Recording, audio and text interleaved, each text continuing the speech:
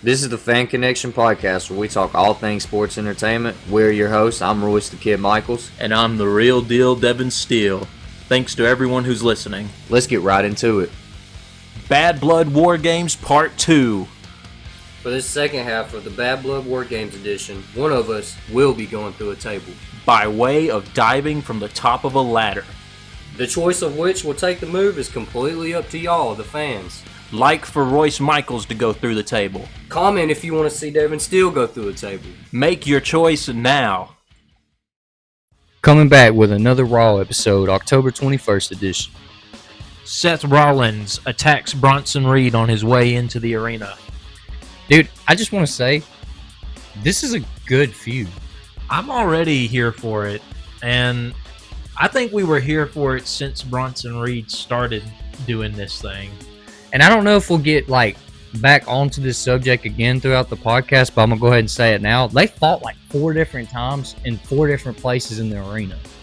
And not only that, I believe that Seth Rollins and Bronson Reed have had their match confirmed for Crown Jewel. And that's going to be good, I think. And so it's I'm excited for Bronson Reed to be on a stage that big, to be doing something like that. And definitely a good push for him, I think. I think Seth Rollins will probably take care of him and put him over and make him look really good. Then in our first match of the night, it was the New Day versus AOP in a number 1 tag team tournament match. It was a good match, actually. Didn't expect the New Day to come up with the win, you know what I'm saying? Just because all the stuff that's going on with Karrion and Xavier trying to play sides or whatever. It's just I didn't think they'd go over the AOP, but it is what it is on that. It's no surprise to me that the Final Testament did not win. And the match itself was really just kind of average to me. It was a light day for the New Day. But then they're all doing their thing, and then they get jumped from behind, and then the AOP's taking advantage of the New Day. The Wyatt 6 come back, and they beat up literally everyone. Yeah. And then I'm gonna let you say this part. Somebody got kidnapped finally. Paul Ellering, he defended The Miz. And so I guess that confirms that The Miz is on their side now. Yeah, it's for sure now. But we've been waiting for somebody to get kidnapped, and it had to be Paul Ellering. What are they going to do to him? Not give him back, you know? It's dude, the AOP have been, no offense, but they've been garbage for a while now. We've been talking on them, you know? Mm-hmm. But, at the same time now, Karrion Kross has a purpose, you know? It's fun to see them get a little bit of a storyline, you know what I mean? And to be doing something rather than just being these big scary guys that are getting work. But in the next match, Io Sky and Kairi Sane go up against Raquel Rodriguez and the Women's World Champion Liv Morgan. But the match ends in no contest. Man, I'm just so ready to see Damage Control on top again. Because, they're a good tag team. For the women division, they're good, dude. Actual solid tag team, they're good. I really like Damage Control, too. But I feel like they're kind of using them now to build this other team that's come up from NXT. Apparently there was some contest going on between the two of them on NXT. And so it seems like this decision was kind of made to build the hype up for that clash. But then after all that, Rhea comes down to the ring to scare, Liv and Raquel and Dom and all them, obviously. And then she beat them all up. Yeah, I don't know how they're ever going to build a story to stack the odds against Rhea to win this title. Is she gonna win it or not? Like I was telling you before we started recording, it just feels like we've seen Rhea and Liv too many times already for it to matter now, you know? And now they've got Raquel Rodriguez in the mix. I'm not even really sure where she come from. It's not adding up. They need a little bit of help, it seems like. And but they didn't at the same time, because like you have a whole group called the Judgment Day. Why did you need Raquel? You see what I'm saying? Because none of the other Judgment Day members can beat up a girl on TV.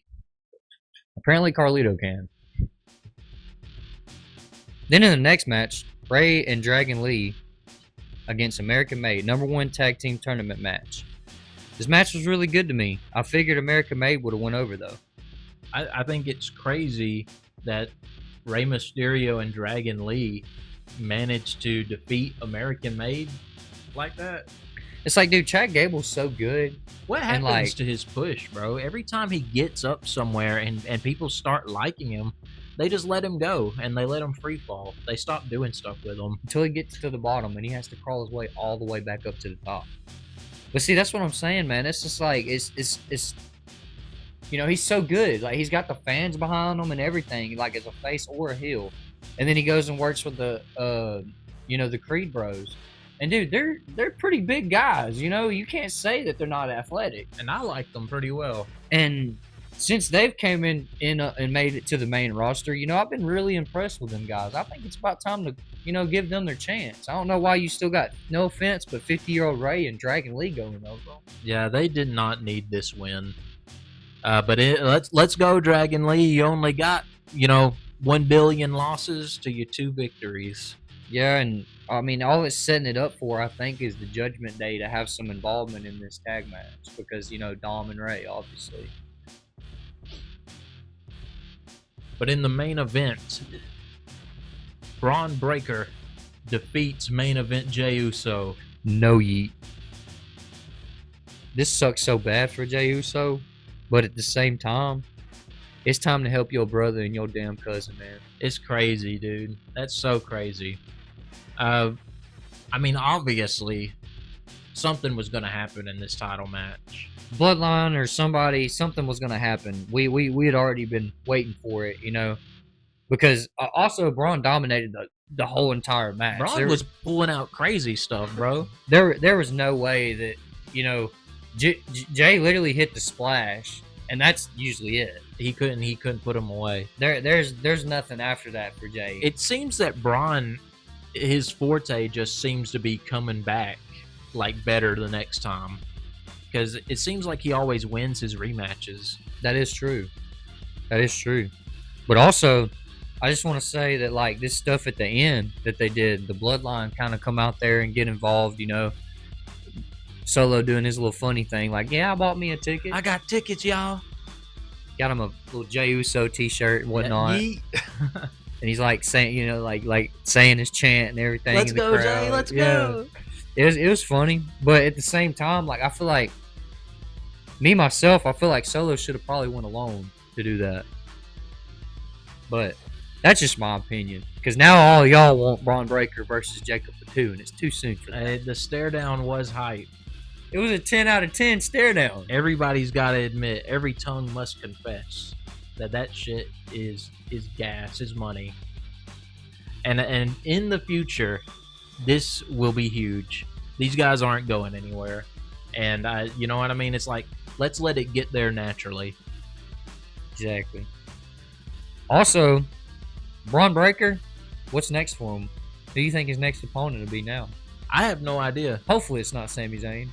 I have no idea who's next. But I want to say something. With the Bloodline, they come out and they were acting like they were there to kind of help Jay or whatever, right? Or like try to get him to be on their side. Like, all you got to do is acknowledge me, you know, and everything. But in the end, Jacob Fatu ends up costing him the match. I think Jacob Fatu acted on his own accord. Yeah, I definitely think he wasn't supposed to super kick him. I don't think that was part of the plan, because obviously he was going around to super spear Braun, and Solo had already been knocked down at that time. All that was Jacob remembering what he said to him on SmackDown. Yeah, Jacob just had an issue, and all he did was just send Jay into Roman and Jimmy's arms. So I guess the only thing Jey Uso can do is go, like I said, go help his brother and his cousin, because What else do you do at this point? you don't get a rematch clause for your title on a rematch clause. So his title runs over. It's as good as gone. 2 weeks, But now 2 months, something like that. Braun Breaker is your 2-time IC champ. And I feel sorry for whoever steps up to try and take it from him. I just hope it's something good, because he's good at running storylines. Like, I'm so proud of Braun Breaker for coming in and actually, like, he makes the storylines like where you want to keep watching them like you're supposed to. And he's one of the younger guys, so that's really entertaining to see him be able to do that. Yeah, he's very talented, very athletic, a future world champion, a major future star, somebody who's going to be on billboards. And like I said, I've already called it once, and I'll keep calling it every time we start riding him a little bit. Braun Breaker's winning the Royal Rumble this year. And that it's starting to look more and more like a possibility. And that's about it for this episode. Like, comment, share, and subscribe. As for the fan connection, we're out of here.